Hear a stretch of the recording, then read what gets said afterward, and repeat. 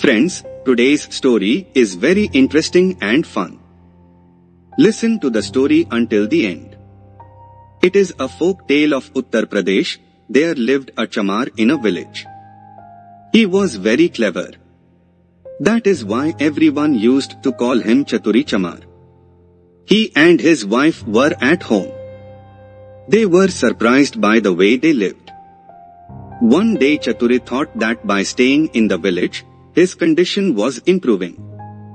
Why didn't he go to town for a few days and earn a little money from there? When the woman was consulted, she also gave permission to go. He arrived in the city. He was hard working. There was also a lot of intelligence in it. Within a few days, he earned 100 rupees. He then left for the village. There was a dense forest on the way. Bandits lived in the forest. Chaturi said to himself that if he takes the money, the robbers will take it away. He found a solution. He bought a mare and tied some money to his tail and left. On seeing this, the bandits surrounded him. He said, "He has earned a lot of money. La, take out the money." "Where do I have the money? I bought this horse from who I was. This horse has a great feat. She gives me 50 rupees every day." Saying this, he hit a stick in the tail so that 50 rupees came out of the chest. The chief of the bandits said, "Listen, brother, how much did you buy this horse?" "Yes." Chaturi said, "Why? What do you do with that?" He said, "We don't want money. Give me this horse."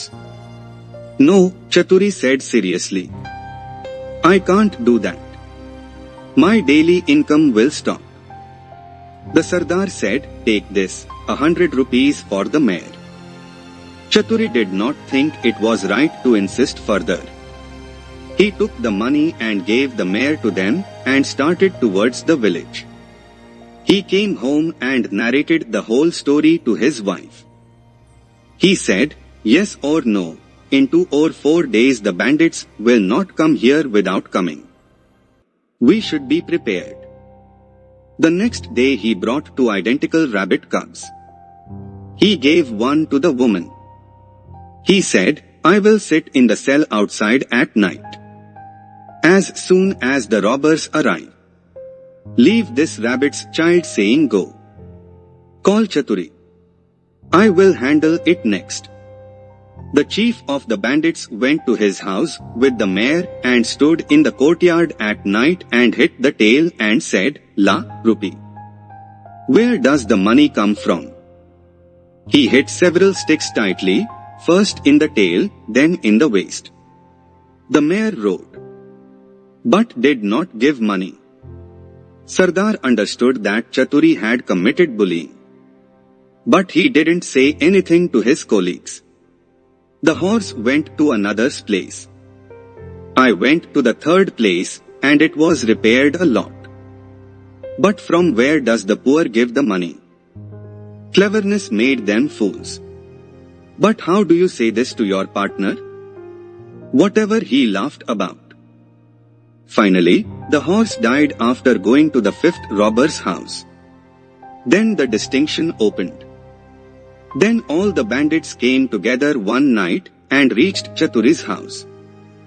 The door knocked. Chaturi's family opened up. Sardar asked, "Where is Chaturi's child?" The woman said, "He is gone to the farm. You guys sit down. I will call you now." Saying this, he took the rabbit baby in his hand and left it outside the door. And she said, "Go and call Chaturi immediately." Moments later, the bandits saw the clever rabbit carrying the baby in their hands. As soon as he came, he said, "You guys have called me. I left as soon as he arrived." "Wow, rabbit." The bandits came in anger, but on seeing the rabbit, their anger subsided. The chieftain asked in surprise, "How did it reach you?" Chaturi said, "That's the compliment. I am on the seventh heaven. You can call from there too." Sardar said, cleverly, "Give this rabbit to us. We keep moving around.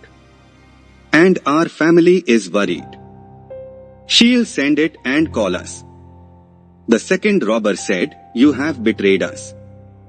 He brought money and gave such a horse that he did not give a single penny and died. "Well, what happened? Fell asleep. Now give this rabbit." When Chaturi refused, Sardar took out 100 rupees. He said, "Take this. La, give it to the rabbit." Chaturi took the money and gave the rabbit. The robbers are gone. Chaturi thought of a move forward again. On the other hand, the chief of the bandits took the rabbit home and gave it to his wife, and told him to send the food when it was ready. And he went out. I sat among my friends. It was midnight waiting for the road. But the rabbit did not come, so he rushed home. And it boiled down on the woman. The woman said, "You are unnecessarily angry. I sent the rabbit hours ago." Sardar understood that this was a clever satanic one. They reached Chaturi's house again at night on the third day.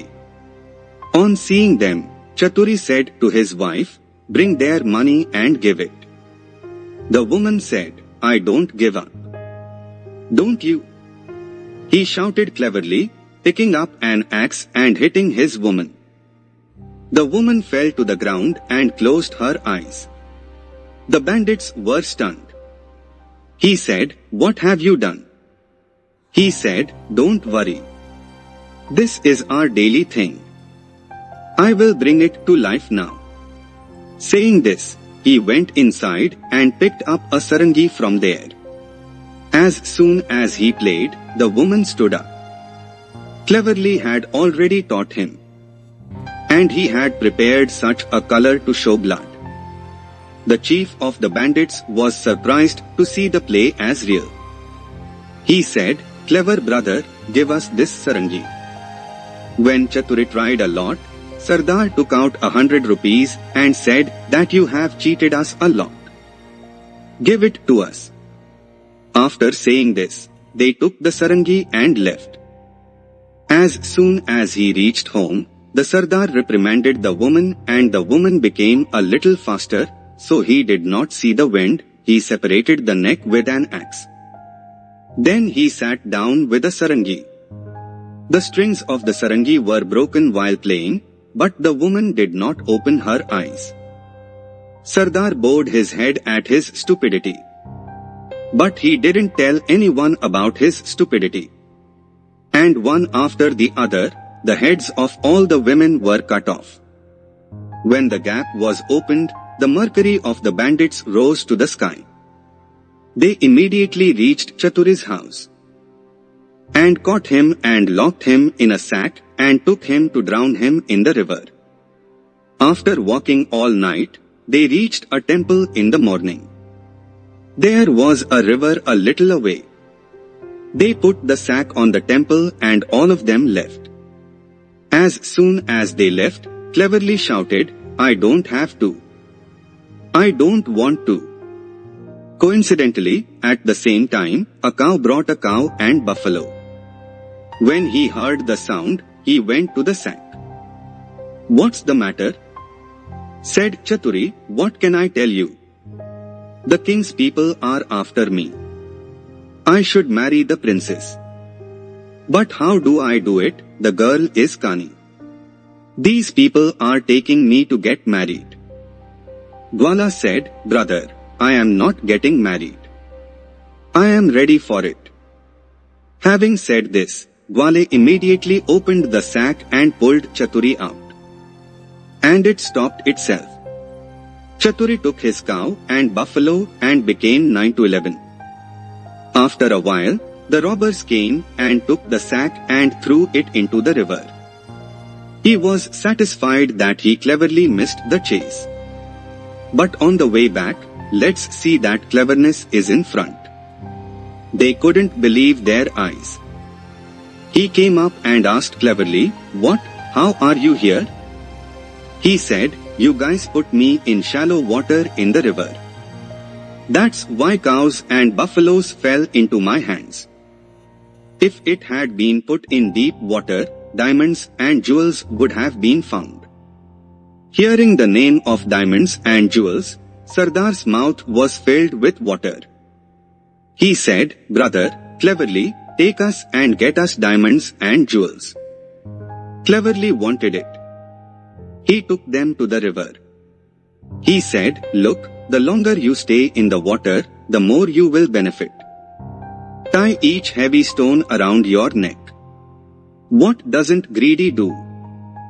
They tied stones to their cheeks and stood in a queue.